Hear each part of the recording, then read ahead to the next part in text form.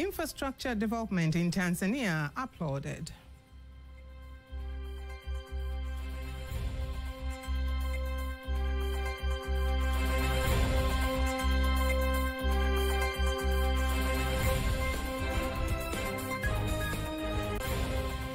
Tanzania exemplary in women participation in diplomacy. And we are looking ahead, of course, 2050, 2060.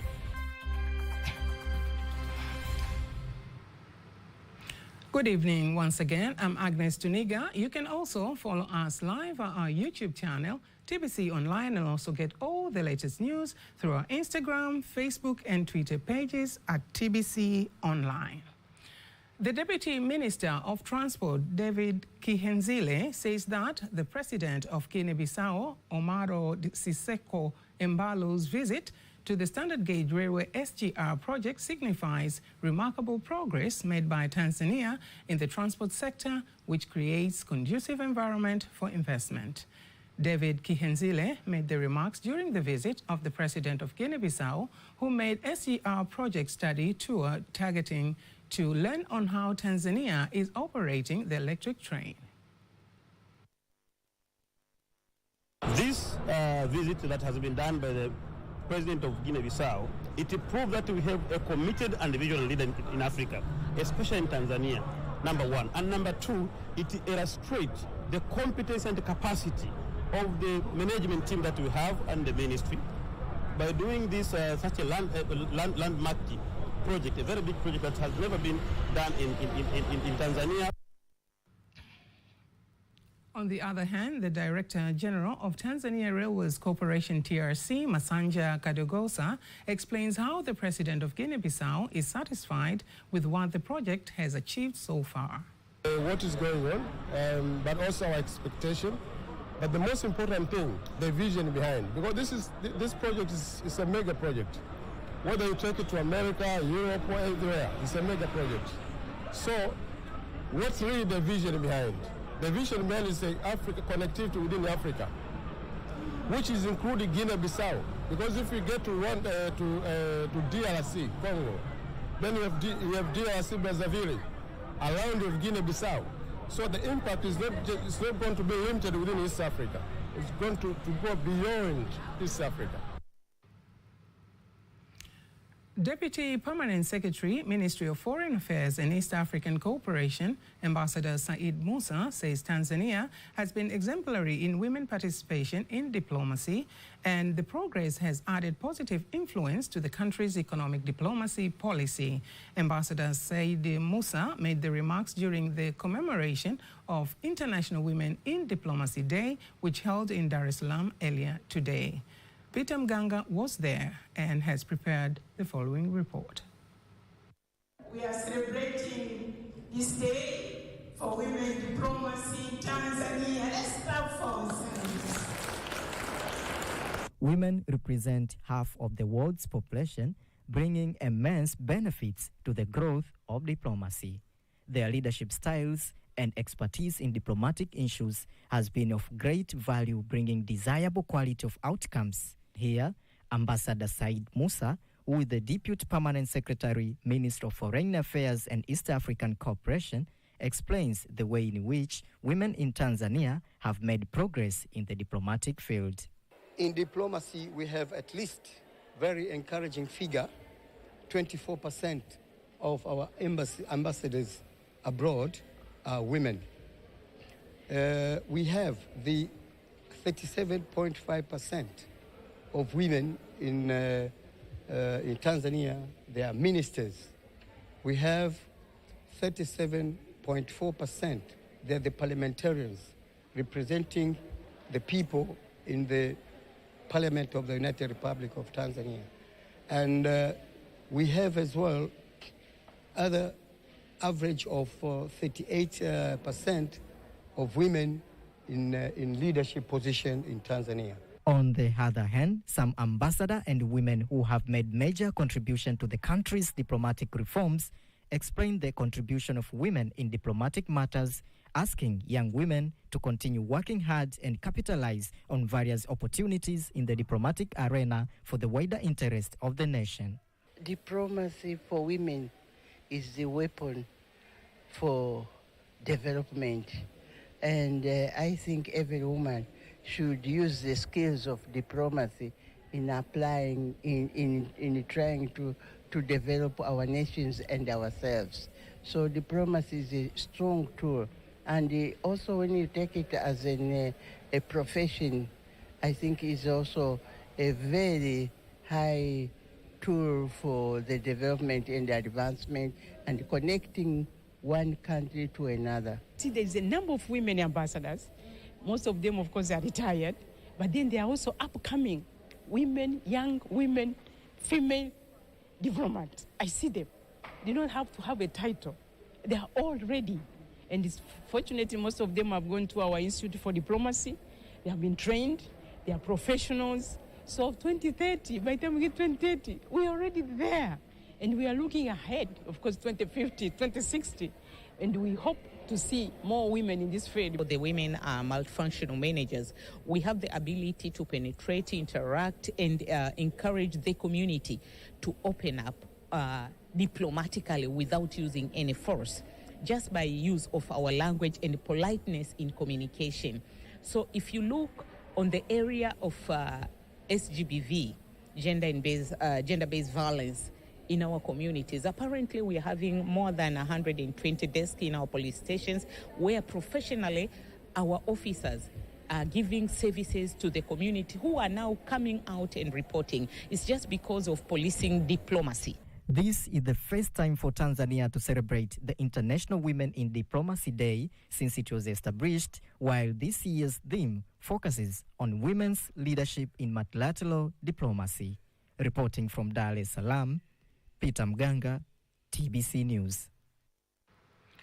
President Dr. Samia Suluhu Hassan says the government will make additional contribution to the team of specialized doctors offering medical services in Arusha region so as to improve health public services in the region. Speaking via phone during the launch of the free medical services for the Arusha residents, President Samia urged all citizens to maximize on the specialized treatment offered by the expert doctors. Here's the report by Sechelela Kongola, read by Kanki Mwaigomole.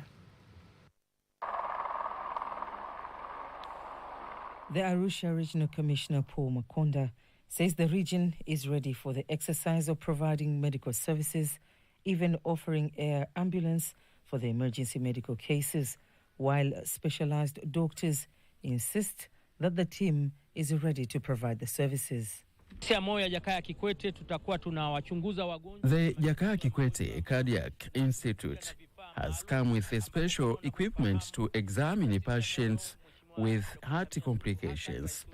President Samia Suluhu Hassan has invested a lot in human resources and medical equipment that shall identify patients with heart problems. Acting Vice-Chancellor of Muhimbili University of Health and Allied Sciences, MUHAS, Professor Apollinary Kamuhabwa, says that the 12th Annual Scientific Conference of the university that will be held in Dar es Salaam this year will be used to showcase past scientific research results that target to improve country's health services. Professor Kamuhabwa made the remarks in Dar es Salaam during a press conference revealing that more than 80 research studies will be presented during the conference. We are normally guided by priority areas for the ministry responsible for health as well as the World Health Organization. So we have a number of themes that will be presented, ranging from non-communicable diseases, mental health, surgery, nutrition, but also the representation of communicable diseases and especially the antimicrobial resistance. In addition, Professor Kamuhabwa says that the conference will also be part of remembering the former principal of the university and the late Dr. Ali Hassan Mwinyi, the second phase president of Tanzania, for his great contribution he made in improving the university's infrastructure, a statement supported by the Director of Research, Publications and Innovation from MUHAS.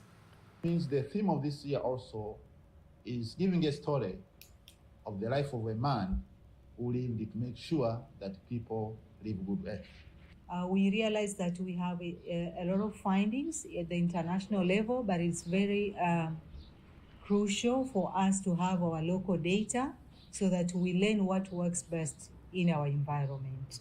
So we do have a lot of research findings which will be shared from our students, but also our faculties and other national and international.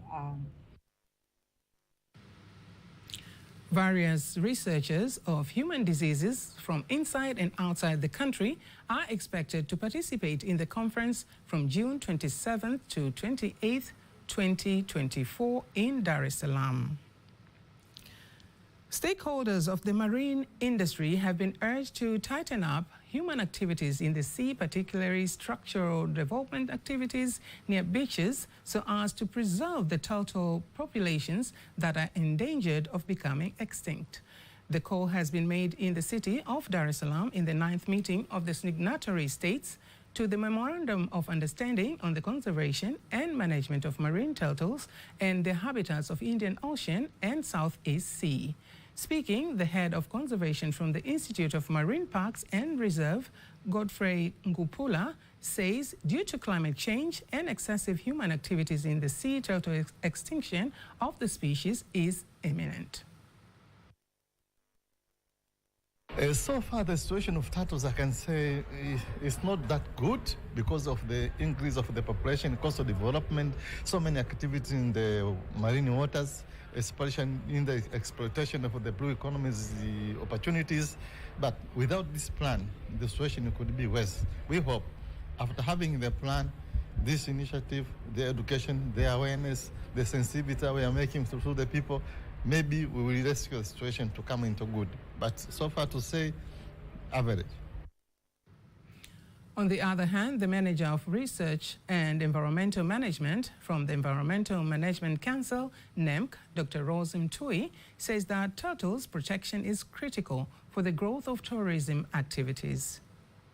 We are doing environmental impact assessments, should be done before any development of the project.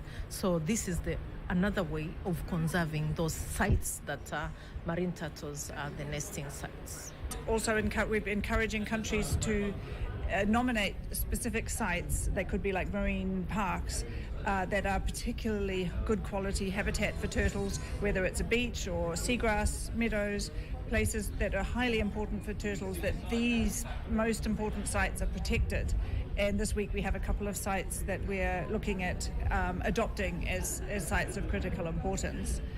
We're also working on building capacity of the country so that the government officials in each country, including Tanzania, have more capacity to implement the various recommendations that we're bringing forward here this week.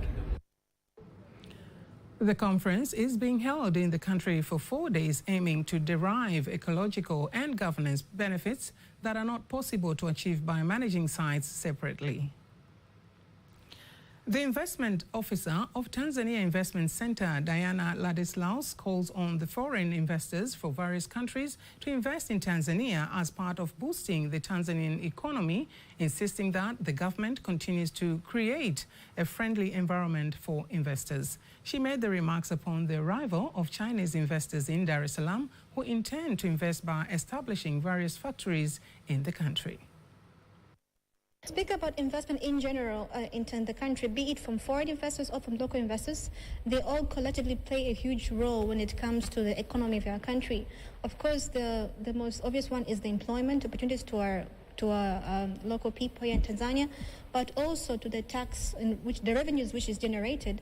But most importantly is the technology that is transferred here, of which is quite beneficial to ourselves as a country and also to our people, of which will benefit that technology and skill and know-how, of which will be transferable and in the long run will be of benefit to our country and will play a role in making our people as well to be skilled, a skilled force.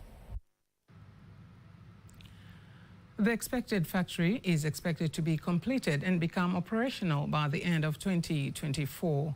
The factory is expected to consume 90,000 tons of sunflower seeds annually, producing 35 100,000 tons of sunflower seed oil and 70,000 tons of de-oiled sunflower cake for animal feed, creating a $70 million turnover. Besides, it will create more than 300 working opportunities and greatly stimulate the economic development of the surrounding agricultural industries and increase farmers' incomes.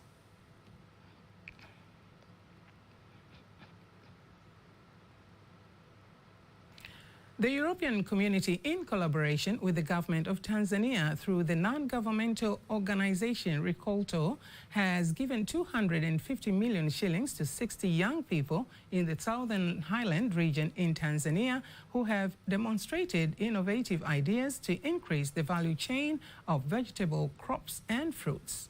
The agricultural groups use the remains of garden produce to make various products that return to human use.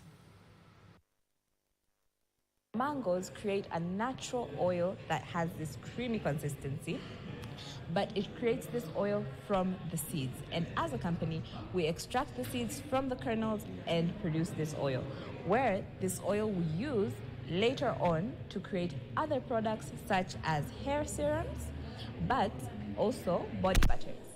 As a company, we're trying to solve the problem of post-harvest losses within our country, because not only do we have a lot of mangoes, but we also have the ability to create ingredients for our own personal uses.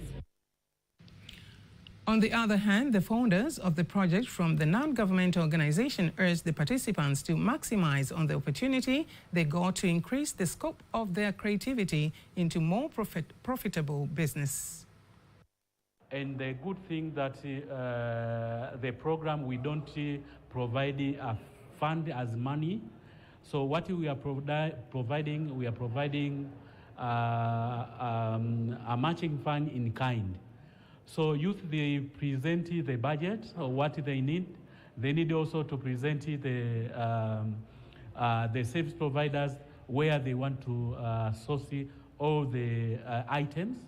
And in Rikolto, we are responsible in disbursing those funds to the service provider that where the youth they are going to collect their products. The aim is to make sure that different stakeholders here, they can see them, and then each one can say how do we support them further. Because I think what matters is that they keep really growing and growing. Want them to create more jobs, not only employ themselves, but create really more jobs for Tanzanians. We want to see them becoming the next billionaires of this land. And before we wind up our local news tonight, let us now have a look at our today's exchange rates according to the Bank of Tanzania, BOT.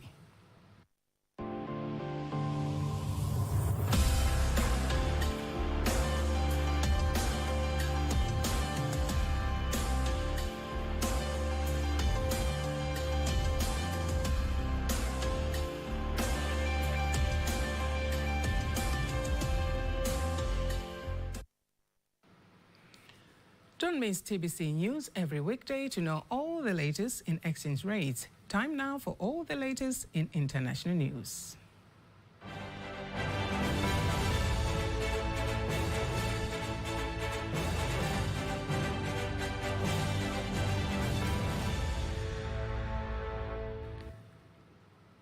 In international news, African leaders aim to achieve a local vaccine manufacturing target of 60% in the next 2 decades to facilitate equitable access to vaccines. This was one of the highlights of President Dr. Mogwetsi Masisi's closing statement at the Global Forum for Vaccine Sovereignty and Innovation Summit, which also saw the launch of the High-Level Africa Vaccine Manufacturing Accelerator, AVMA, in Paris, France. Here are more details. The onset of the COVID-19 pandemic left the world at a standstill, led to loss of life and severely crippled sectors of development.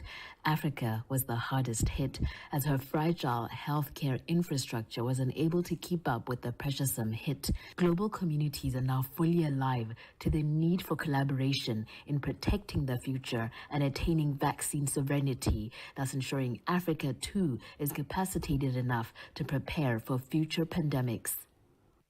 The unequal access to critical human vaccines and life-saving resources in Africa is unacceptable in today's age. We challenge the prioritizing of corporate interests over human lives as a disservice to our shared humanity. This is especially critical in the light of the current disparity where 1% of the continent's vaccine requirements are produced locally in the continent. It is against this reality that African leaders have collectively set an ambitious target to locally manufacture at least 60% of the total vaccines doses needed on the African continent by the year 2040. There is no doubt that the delays in reaching lower-income countries and communities with vaccines cost lives. We cannot allow the same thing to happen next time. And there will be a next time. History teaches us that the next pandemic is a matter of when, not if. That's why WHO's 194 member states are negotiating a new pandemic international agreement on pandemic prevention, preparedness and response. Equitable access to vaccines and other tools is at the heart of the WHO pandemic agreement. Botswana is eagle's eye on enhancing her vaccination scope and subscribes to the notion of expansion towards more sustainability. To highlight Botswana's perspective, we have proactively implemented policies, programs, and ambitious targets to foster the growth of local pharmaceutical sector. By enhancing our capacity and leveraging the expertise of entities like the Botswana Vaccine Institute, which is initially focused on livestock vaccine production, we're gearing towards expanding our production capacities and capabilities to encompass the development of human vaccines. Let me, on that note, conclude by urging each one of us to carry forward the momentum from this event, to stay committed and laser-focused to our collective goals, and take bold steps towards a future where every individual, regardless of their background and their circumstance, has access to vaccines they need to live a healthier life and to thrive. Global communities continue to forge ahead collectively towards the attainment of the One Health approach, which balances and integrates sustainably the quest for healthy people, animals, and ecosystems. And that's international news. Sports news up next.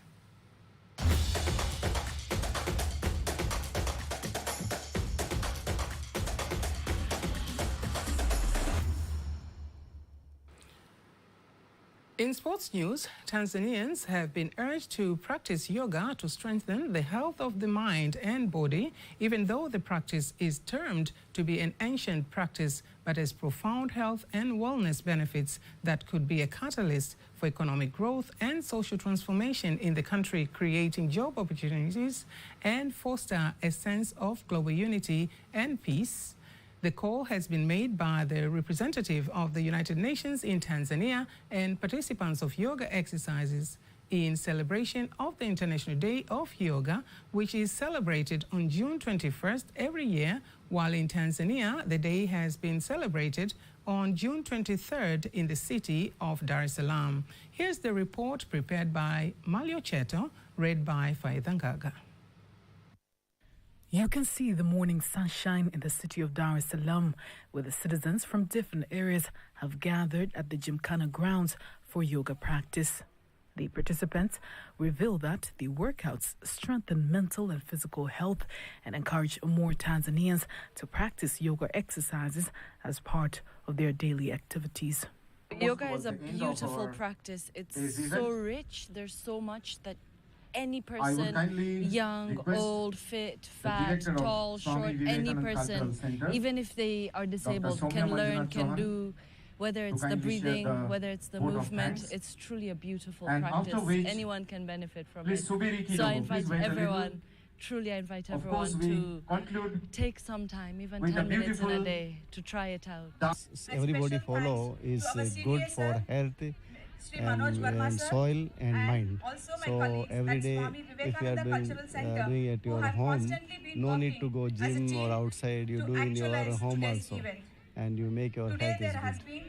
The representative of the United Nations to Tanzania, Shabnam Malik, and the acting ambassador of India in the country, Manoj Verma, say that the World Yoga Day encourages human beings to work together to make the world a peaceful place favorable for development. It's a practice that unites body and spirit, offering a holistic approach to health that resonates within each of us. Here in Tanzania, a nation known for its vibrant spirit and stunning landscapes, yoga's emphasis on inner peace and connection with nature finds a natural home. Yoga's benefits align beautifully with the United Nations Sustainable Development Goals.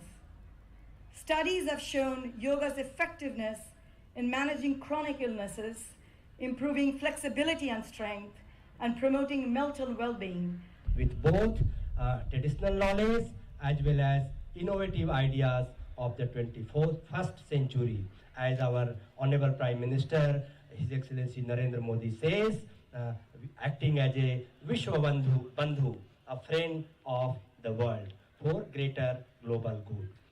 International Yoga Day is celebrated around the world every 21st of June by doing exercises that involve the body and mind with the aim of promoting mental and physical health.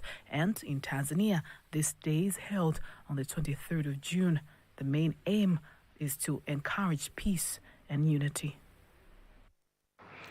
The Chief Executive Officer of the Copyright Society of Tanzania, COSOTA, Doreen Sanare, says the changes in some intellectual property laws and rights is a great opportunity for Tanzanian artists to boost their income and eventually the economy of the country. Sanare insists that COSOTA will continue to meet with various stakeholders and artists to discuss changes to various laws that will increase opportunities for intellectual property rights and participation rights for artists. They're going to benefit because one of the provisions in the treaty is that they are the ones who have the right to give out the rights for the economic benefits. No one is allowed to fix, the rights or to fix the works without the authorization. No one is allowed to distribute the work. No one is allowed to translate the work and all those sorts. So if they have the rights in the law, it means they are going to benefit. Otherwise, if you don't have a provision, it means they are going to miss out from these rights.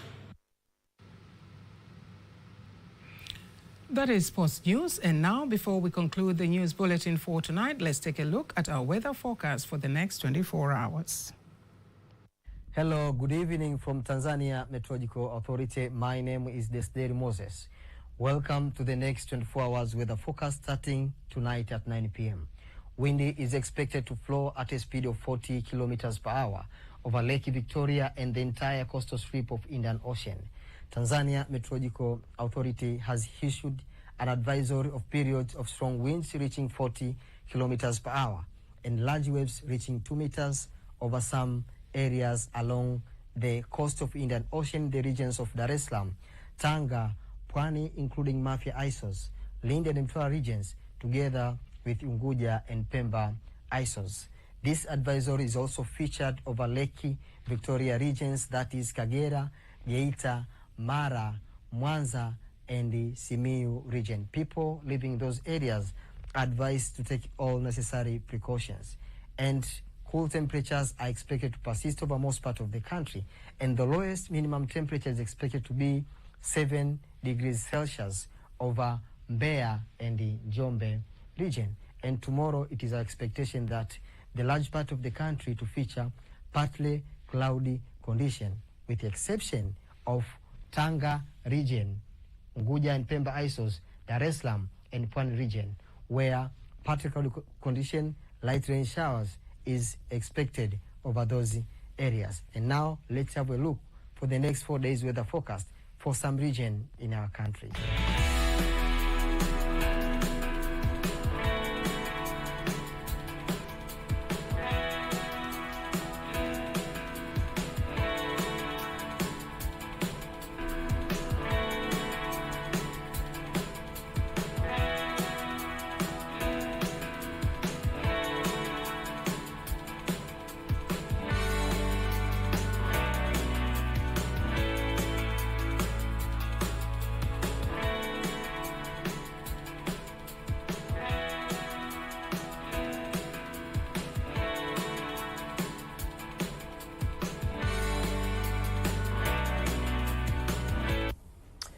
Thank you for watching us. Until next time, good night.